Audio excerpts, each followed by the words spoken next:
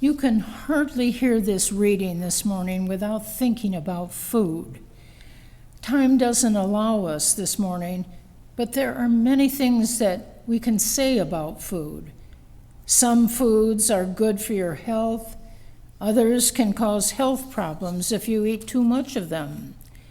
We all have our favorite foods and also those that we don't like. But one thing is certain: we cannot live without food. Our gospel story today is all about food, lots of food. Even some is left over. But this isn't a fancy banquet we're talking about. This is food to tide you over. Simple food, bread and fish. It isn't even a meal, really. It's just food to get by. And these people on the hillside aren't friends and family gathered for a special occasion. These are folks who have wandered to that hillside in search for Jesus. We know the story as the feeding of the 5,000. But when you stop to think about it, I wonder if it really happened as Matthew recorded it. For instance, where did all that food come from? And what did they do with those 12 baskets of leftovers? Some say it's a miracle that Jesus produced all of that food. Others say that the people on the hillside provided the food from their satchels to share with one another. But I wonder if the feeding of all those people isn't really the point of the story, or that the story really isn't about food.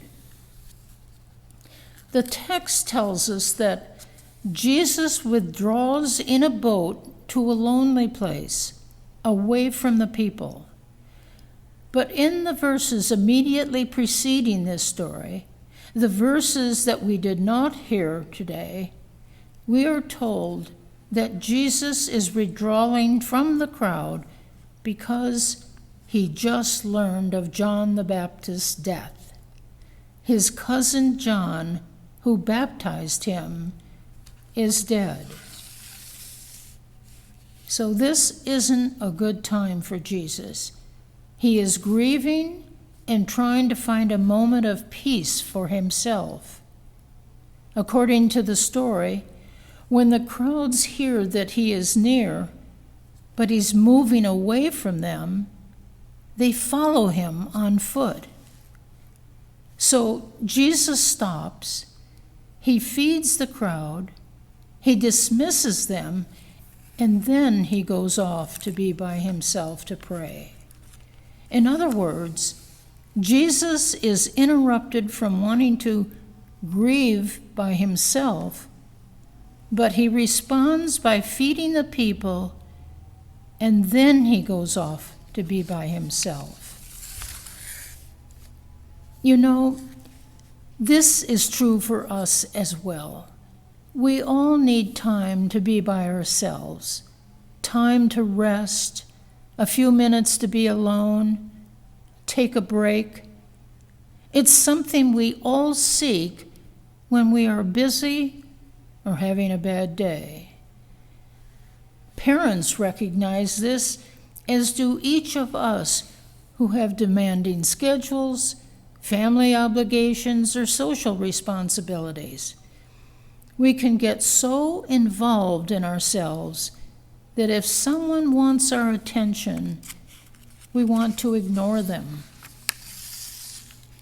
In several places in all four Gospels, Jesus withdraws from the crowd and is interrupted by people clamoring for his attention.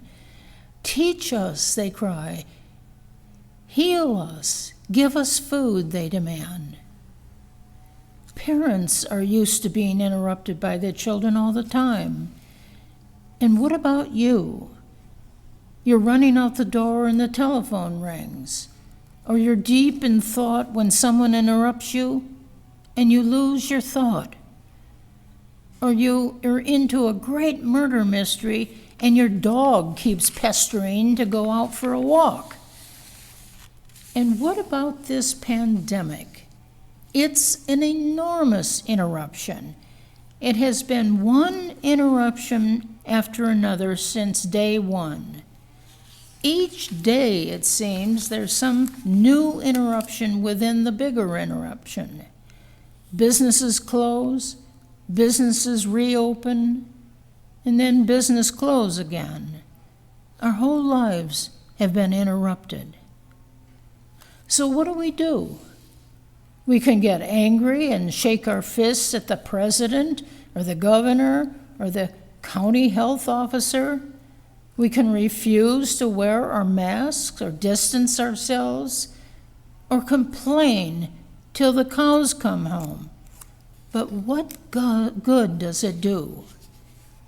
The gospel parables last week about the mustard seed, the hidden treasure, and the pearl of great price are all stories about God's abundance.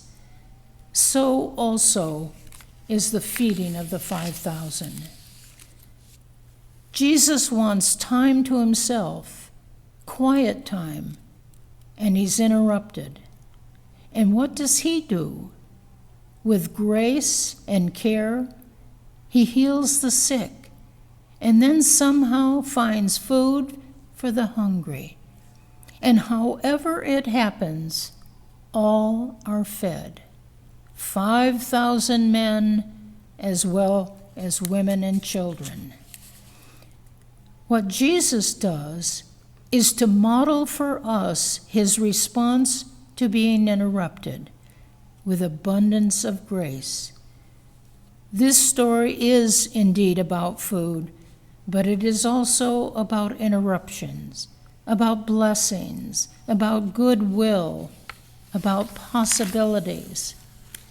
Whenever Jesus is interrupted, he feeds not only the people's bodies, but also their spirits. And for us, these interruptions can be great moments for the breaking in of the Holy Spirit.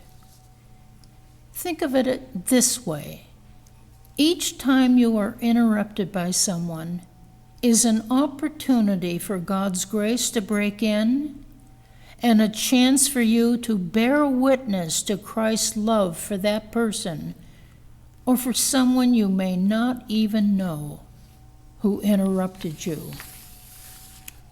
This is the good news of our story today. And your joyous and generous responses to an annoying interruption is one of the great challenges and opportunities of our Christian life. In the name of the Father, Son, and Holy Spirit. Amen.